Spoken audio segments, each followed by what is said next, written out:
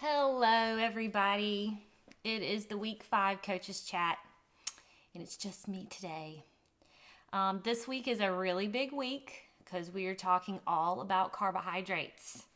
Y'all have already gotten some really good lessons. We started out Sunday, which was the recipe revamp lesson, which that kind of encompasses, how I cook and how a lot of the coaches cook. We try to revamp or switch out ingredients that are going to give us the same effect, but those ingredients are in line with our goals.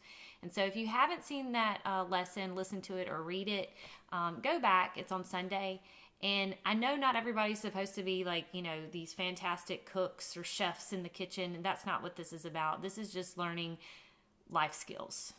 Something that you don't have to be intimidated about being in the kitchen, and you can understand how things are put together. And the more you experiment in the kitchen, the better you're going to get. But, not everything's going to be this magnificent meal, of course. But it's just good that even if you are not comfortable in the kitchen, that you try to do these assignments like the recipe revamp so you get some experience, because with experience comes confidence, right?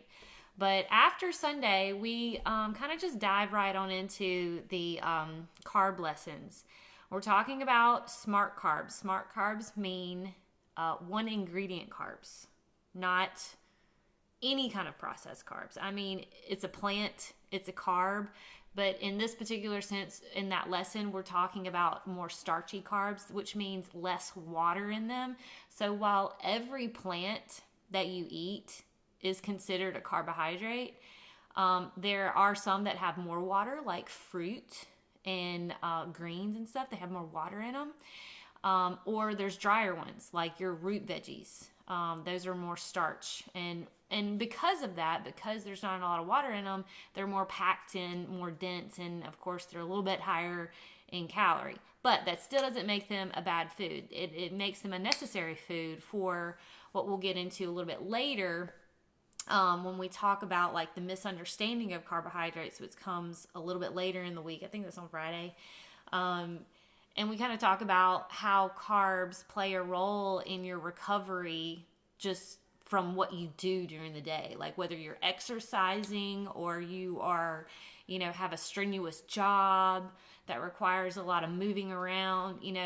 There is such a thing where the less you move, the less carbs you technically need. But, if you are one of those people that are always constantly going, even just shuttling kids to and from, you've got a busy day schedule, you use energy and you need fast access to energy.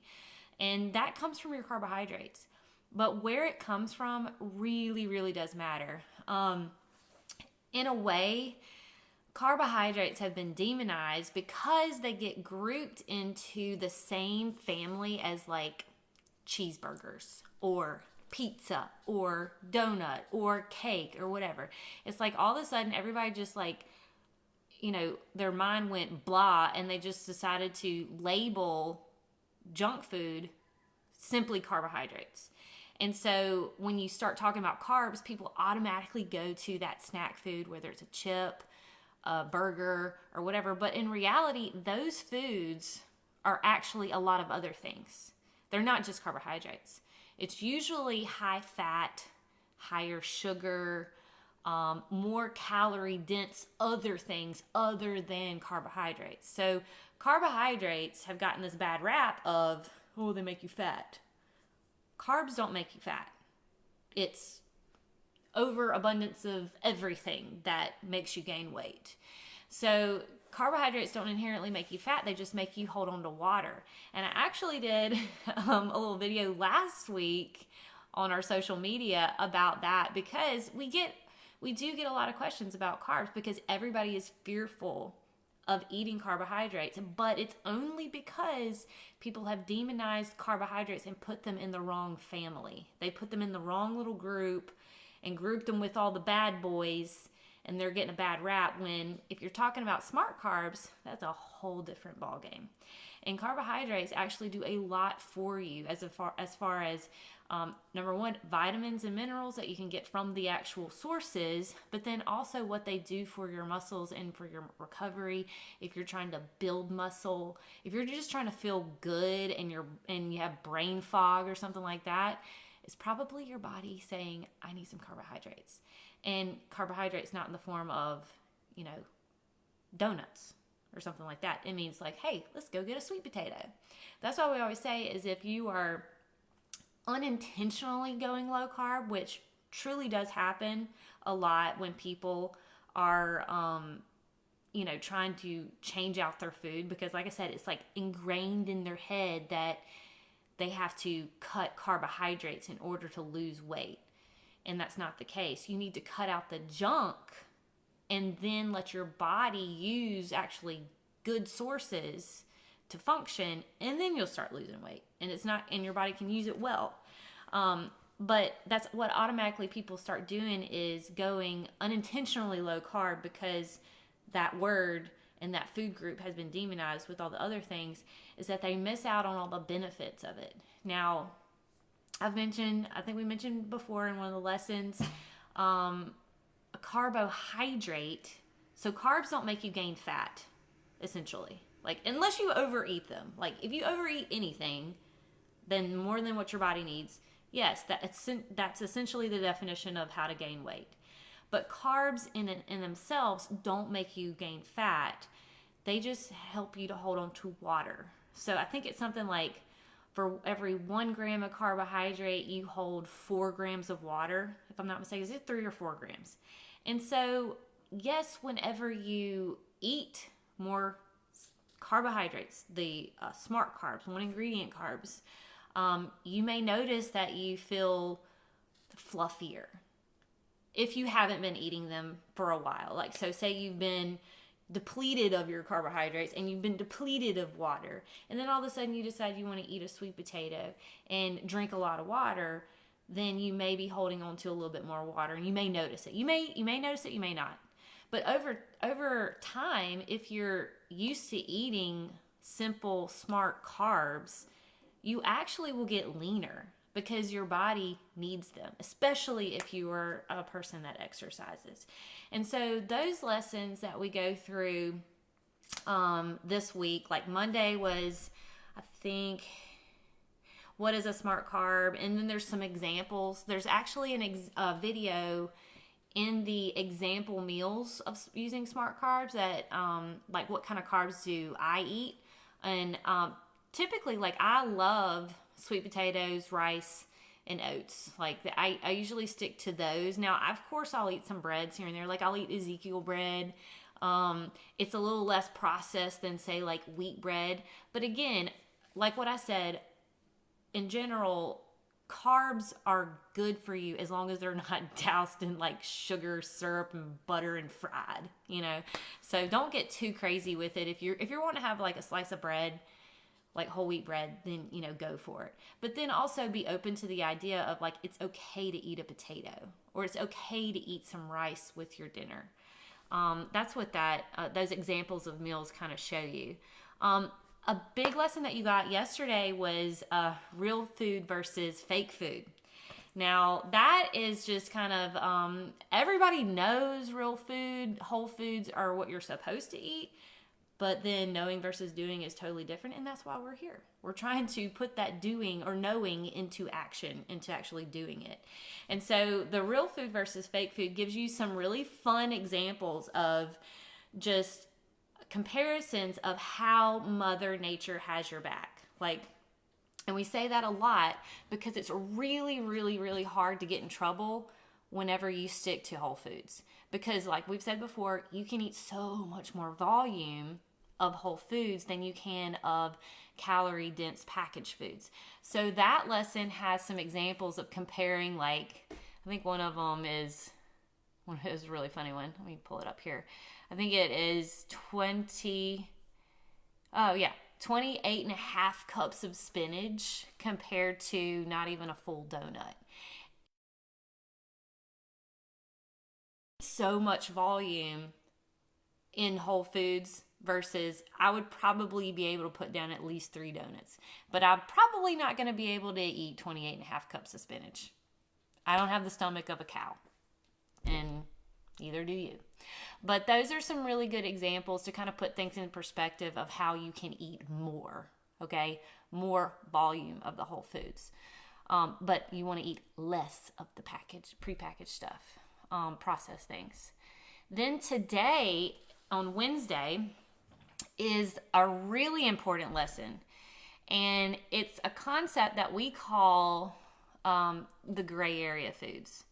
Now, gray area foods are not necessarily whole foods, but they can go 2 different ways. And one way, it can help build your new habits. It can facilitate you going into the goals that you have set out to build new habits, or it can hold you in those old habits. We always say, what habit is it feeding? So these gray area foods could be anywhere between like a sauce or something like that to, some kind of, if you are eating some kind of like low carb wrap or something like that, in a meal, it could be anything. But we always ask, is it the star of the show? Like, is it the star of your meal? Treats can fall into that area. Where are you making certain like healthy treats that are becoming a habit? And are those treats feeding an old habit that you're trying to break? So if you are one that is trying to break your sugar craving, or if you are trying to break that mid-afternoon snack attack feeling, are you creating what you think are healthy foods? And they might have really healthy ingredients in them, but are they feeding your old habit? Are they still keeping you in that loop of wanting that sweet treat? Is there another way around of trying to break that old habit?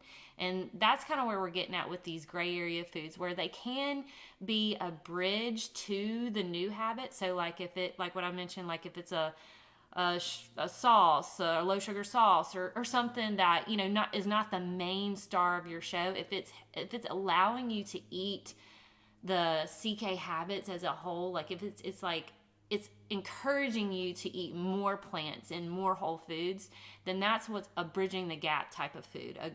Where gray area foods is good. Where it's not so good is if it's keeping you feeding an old habit. So if you are trying to assess, like say your meal compliance chart, obviously the safe route in trying to figure out what, if you're having to ask, like, is this food okay? You can ask yourself, well, does it fill a meal habit? Like, is it in the realm of a whole food? And if it isn't, then you ask yourself, well, am I making this a habit? Am I making this the star of my meal? Like, am I using it to fill one of my CK habits? So either way, it can go either way. It's not good or bad. We're just saying, which direction is it pulling you in? And which direction do you want to go?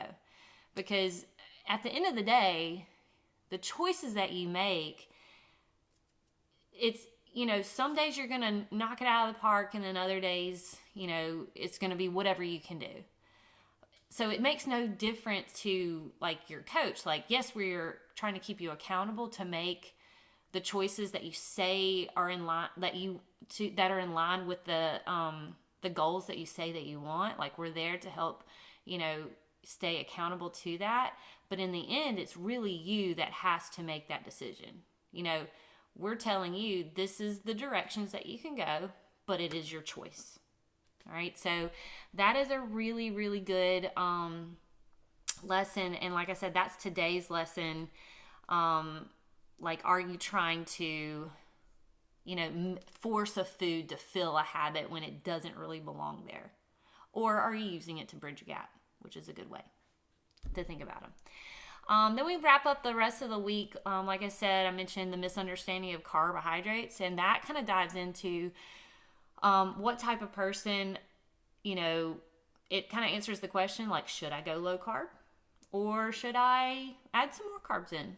And so that I find that people really have, they really like that lesson because they can start to picture, what type of activity level they have, kind of gauge of like, okay, maybe I should add in some more carbohydrates, and also make you look back on your past food logs and say like, oh, well, I was unintentionally going low carb, so let's try to add some into some of my meals. You don't have to do every single meal, especially if you're, steering that kind of fearful mindset of thinking carbs are bad. Like, we keep saying that they're not, but you're still in that mindset, like a little bit skittish about it, which is totally normal. Like, everybody is. See if you can challenge yourself just to add in some of those smart carbs that we learned about earlier this week, and then see how you feel. Journal how you feel, at the end of the day. Did you sleep better? Because carbohydrates at night can actually help you turn on melatonin and help you settle down and sleep really good. If you've ever noticed, if you've eaten a really heavy carb type of meal, you're kind of drowsy and kind of warm and cozy. It's probably the carbohydrates or high carbohydrates. Not saying you need to go bonkers on the carbs, but do your portion size, and then over the course of a few days, see how you feel. And you may just debunk your own, stereotypical fear of carbohydrates, and voila, you've got some new foods to eat. So I'm gonna eat. Yes, I'm actually about to eat. I'm gonna end it there. And if you have any questions about carbs this upcoming weekend, if you have any questions about any of the lessons this week, post them on the page. I'd love to start a discussion on them. We love those, because then everybody can partake in your discussion or question, or ask your coach on the app. All right, so we will see y'all next week for week 6. See y'all.